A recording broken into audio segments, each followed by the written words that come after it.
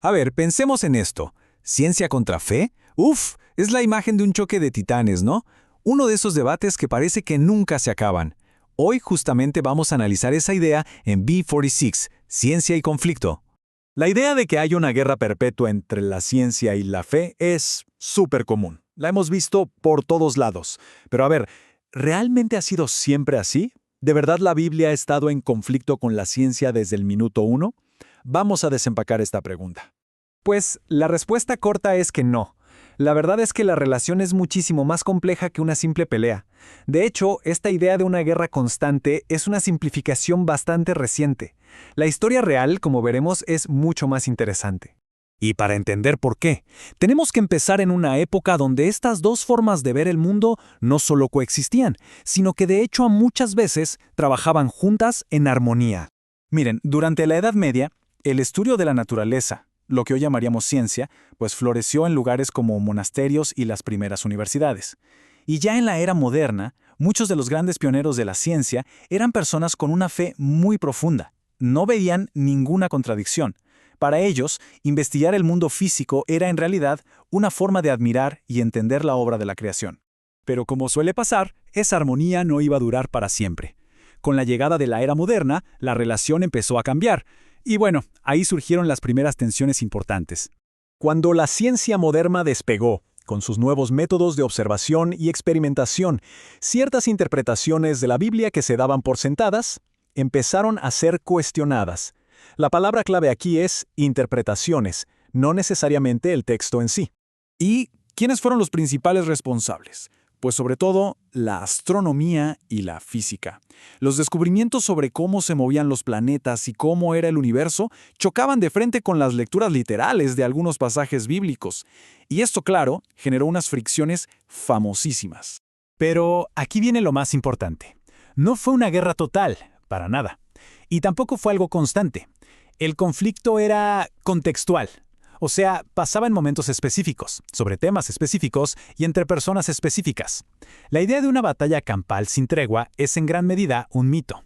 La historia nos muestra cómo dos realidades que corrían en paralelo. Por un lado, sí, claro que hubo casos de tensión pública y de confrontación.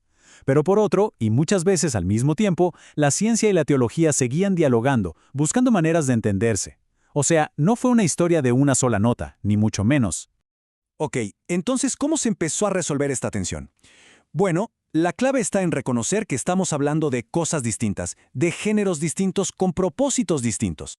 Y aquí llegamos al meollo del asunto. La Biblia no se escribió para ser un libro de texto de ciencias. Su propósito no es explicar los mecanismos físicos del universo. El problema surgió porque durante siglos se leyó como si fuera un marco que tenía que explicarlo todo, incluida la naturaleza.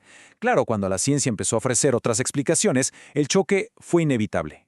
Cuando la ciencia desarrolló sus propios métodos, se hizo súper necesario hacer una distinción. Pensemos en esto como si tuviéramos dos lentes distintos para mirar la realidad.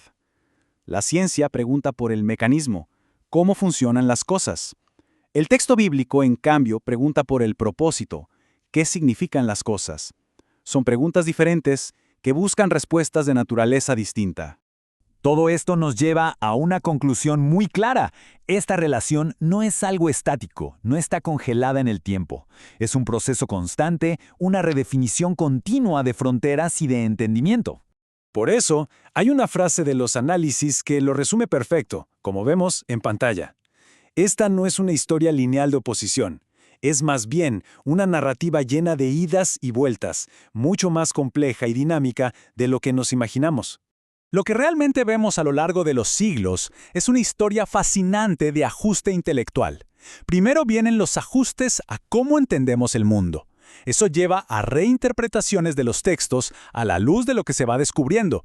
Y finalmente, eso obliga a hacer redefiniciones sobre para qué sirve y cuáles son los límites de cada campo del saber. Y ojo, esta historia no ha terminado. El debate sobre la relación entre ciencia y fe sigue muy pero muy vivo hoy en día, y eso nos demuestra que es una conversación tan relevante como siempre. Y esto nos deja con una pregunta final, una para reflexionar que va más allá de este debate. ¿Cómo cambia nuestra perspectiva del mundo cuando aprendemos a distinguir entre el propósito de un texto y su simple lectura literal? En nuestra próxima entrega nos metemos de lleno en otro temazo. BB47, Derechos Humanos.